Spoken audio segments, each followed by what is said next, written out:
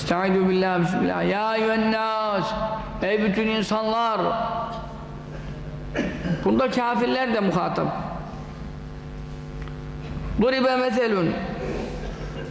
Şimdi bir misal verildi. Festemi'û lehu. Bunu iyi dinleyin Allah buyuruyor Celle Celaluhu. Onun emridir. İyi dinleyin. İnnellezîne ted'ûne min dûnillâh. Allah'ı bırakıp da sizin taptıklarınız var ya, yani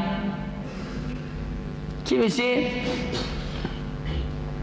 haça tapıyor, kimisi efendim aya tapıyor, güneşe tapıyor, yıldızlara tapıyor, ateşe tapıyor, ineğe tapıyor, maymuna tapıyor, fareye tapıyor. Bu dünyada bunların hepsine tapanlar vardır. O sizin taptıklarınız len yahluqû zübâben, bir sivrisinek bile yaratamazlar. Hatta sivrisineğin kanadı kopsa da takamazlar.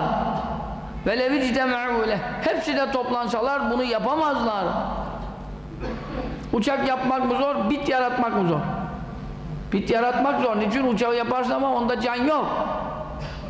Ama bitte gözün görmeyecek kadar ufacık hayvana Allah hayat verdi. Kıpırdanıyor. Kendi iradesiyle dolanıyor.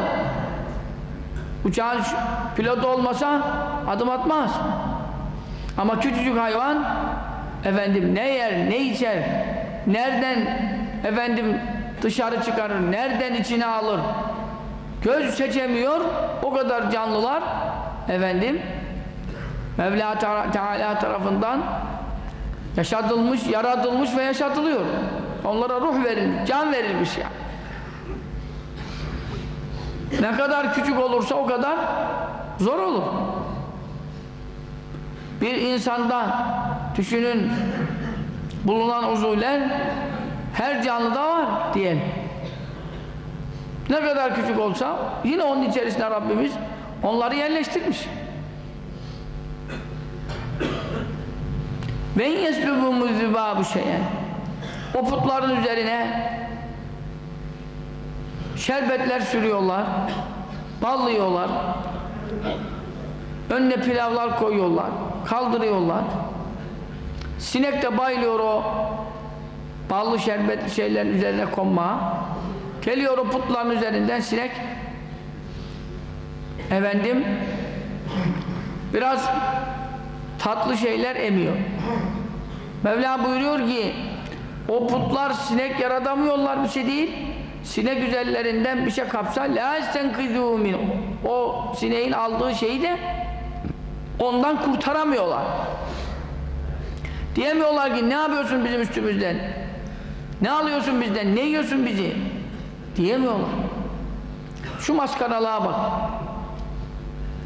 ضَعْفَ الطَّالِبُ وَالْمَطْلُوبُ, İsteyen de aciz, istenilen de, dua eden de zayıf, dua edilen de. Ne demek? Geliyorlar o putların önünde, Allah'tan gayri taptıkların önünde kıvranıyorlar, sızlanıyorlar.